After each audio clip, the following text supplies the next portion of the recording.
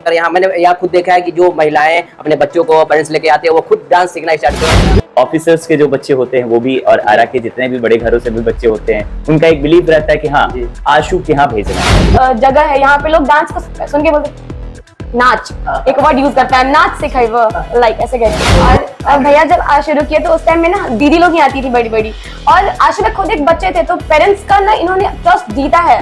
अगर आज हमारे यहाँ इतने आपने बोले से अधिकारी तक के बच्चे आ रहे हैं, इन्होंने अपनी एक इमेज बनाई है।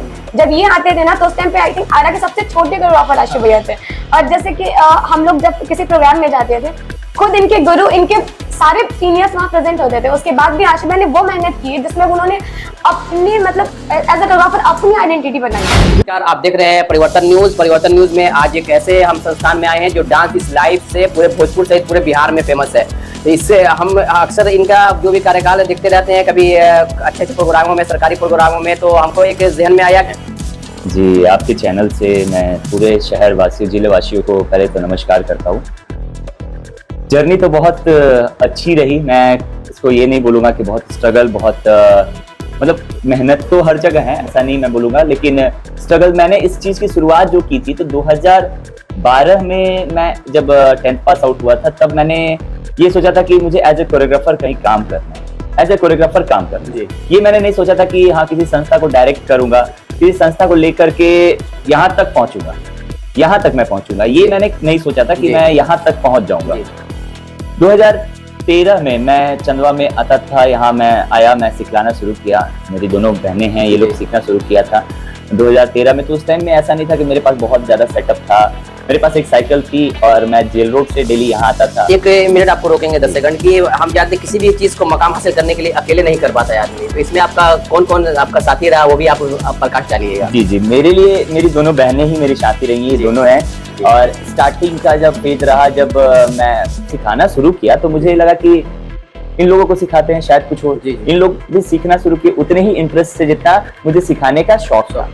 तो मैं सिखाते गया और मैं साइकिल से आता था। मैंने बताया ना, जेल रोड से मैं डेली चंदवा साइकिल से आता था, और स्कूल में भी मैं जाता था। तो बामपाली में स्कूल था, वहाँ पे मैं जाता था। तो उस टाइम मेरे पास ऐसा नहीं था कि मैं डेली बस का भाड़ा दे दूं या ऑटो का भाड़ा दे दूं तो उतना जा सकूं, तो उतना नहीं था मेरे पास। मैं आता था साइकिल से, कहीं भी काम करना होता था, जैसे 0 माइल जाना रहा किसी स्कूल में या बामपाली जाना रहा स्कूल में, तो मैं जाता भी था तो साइकिल से। और मतलब काम करने के बाद फिर वापस साइकिल से आना जाना, यहाँ से मेरी इस जर्नी बहुत स्ट्रगल किए होंगे आप, बहुत मतलब मेहनत किए होंगे। हाँ, स्ट्रगल मेहनत। आरा जैसा शहर में किसी चीज को एक मकाम हासिल करना, एक मंजिल दे देना, एक चीज जमा देना, एक समझ अपने आप में स्ट्रगल रहता है। जी, ये तो बात मैं बोलूंगा। खासकर ये डांस जो कला का जो आप क्षेत्र चुने हैं, ये तो वाकई में टफ है। जो लोग 2 महीना 3 महीना करते करते बैक हो जाते हैं। और मेरा यहाँ पे सवाल है कि आप जैसा स्ट्रगल अपना हिस्ट्री बता रहे हैं, तो स्ट्रगल में सिर्फ सफलता ही नहीं मिलती है, कुछ ऐसे बीच में कुछ ऐसे भी मकाम आते हैं जो सब कुछ छोड़ने का मन करता है। तो वो कोई लम्हा जो आप शेयर करना चाहते हैं?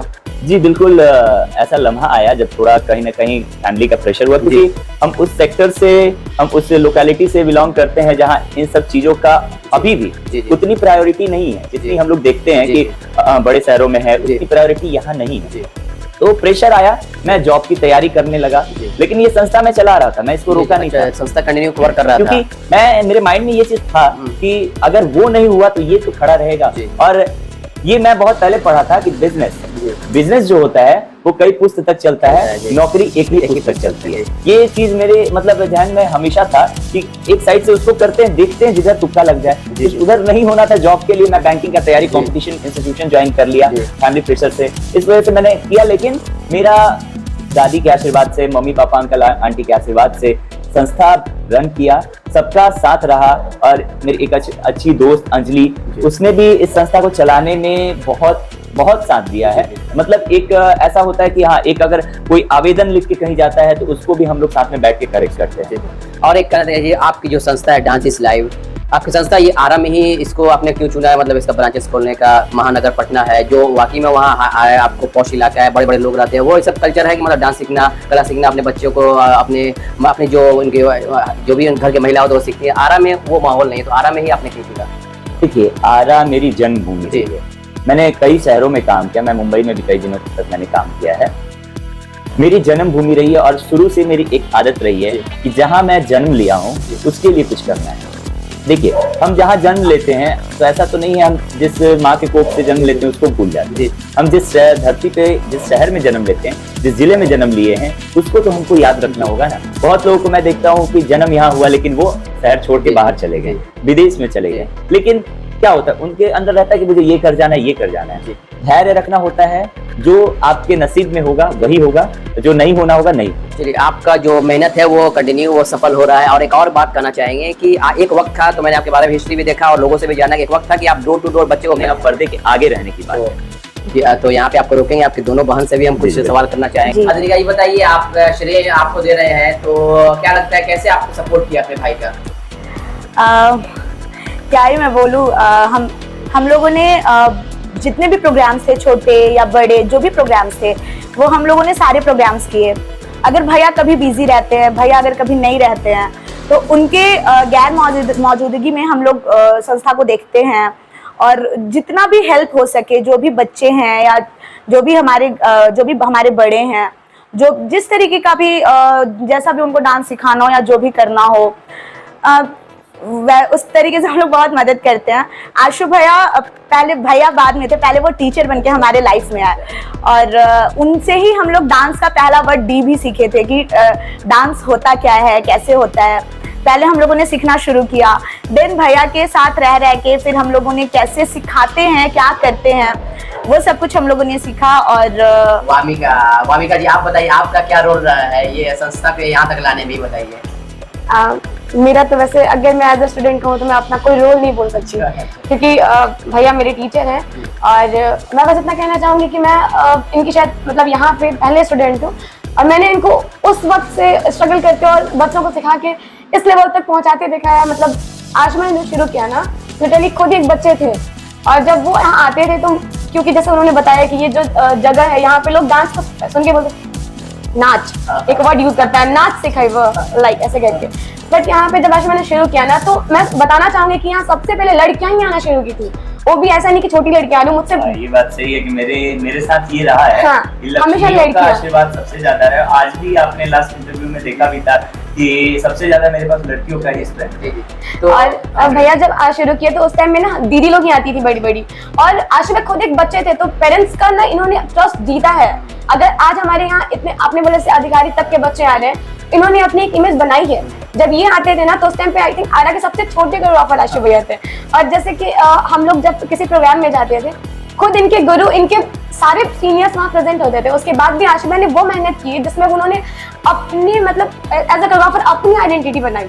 हमारे साथ हमें कुछ भी नहीं आता था, हमें वो चीज एक एक चीज एक्सप्रेशन कैसे लाते हैं, क्या कर सकते हैं, एक एक चीज ना इन्होंने ही सिखाया है।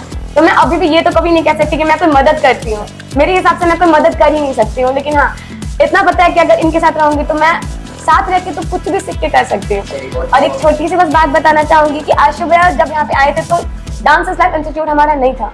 जब वो यहाँ आए तो पहले उन्होंने एक छोटे से इसी कमरे में सिखाना शुरू किया था। कुछ गिने चुने 5-6 बच्चे थे हम लोग, और उसके बाद वहां से उनकी जर्नी आई। उसके बाद उन्होंने 1 साल बहुत मेहनत की, लोगों का यहाँ विश्वास जीता कि हाँ वो एक संस्था चला सकते हैं। फिर उन्होंने संस्था खोला। तो जब उन्होंने संस्था खोला था तो भी सबको यहाँ लगता था कि आशु इंस्टीट्यूट एक बहुत बड़ी जिम्मेदारी होती है, तुम कैसे चला पाओगे, तुम खुद बहुत छोटे हो।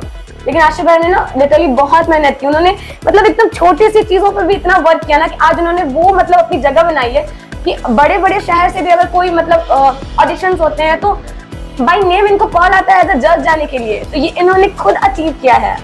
जी आशुतोष जी, आपने जज बन मतलब कहीं डांस प्रोग्राम? देखिए एक्चुअली मैं गया नहीं हूँ, मैंने एक्चुअली प्रोजेक्ट ही कैंसिल कर दिया। मैंने उसको कॉन्ट्रैक्ट को लिया ही नहीं। क्योंकि क्या होता है कि यहाँ से मैं अगर कहीं बाहर जाता हूँ तो फिर यहाँ के बच्चे हमारे डिस्टर्ब होने लगते हैं, तो इसलिए मैंने जजमेंट पैनल को स्वीकार ही नहीं किया। हाँ, लोकल में जहाँ रहा है, जैसे यूथ फॉर सेवा का कार्यक्रम हुआ या मतलब कई एनजीओज का कार्यक्रम है जो लोगों के लिए करते हैं, उनके लिए मैं यहाँ जरूर लोकल में खड़ा रहता हूँ। लेकिन बाहर में कोई भी शोज हो, रियलिटी शोज हो या किसी भी तरह के कॉम्पिटिशंस हो, उस पे मैं नई ऑडिशंस में जाना चाहता हूँ अपने, क्योंकि मेरा काम रुकना, क्योंकि मेरे बच्चे रुकेंगे मुझे ये अच्छा नहीं लगेगा। मैं जानता हूँ वो मेरी अचीवमेंट है, लेकिन मेरे लिए सबसे पहला अचीवमेंट है मेरे बच्चे। मेरे बच्चे आगे बढ़ेंगे, मैं आगे बढ़ूंगी।